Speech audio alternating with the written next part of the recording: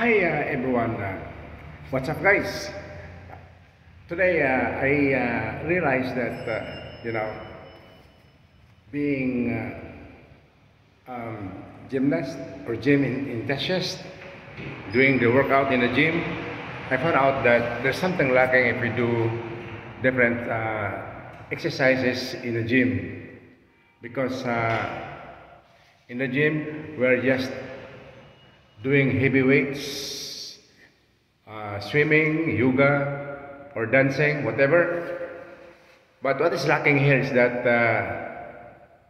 the stretching of our muscles from the back, especially the muscles from the lower hips, all the way down to the feet.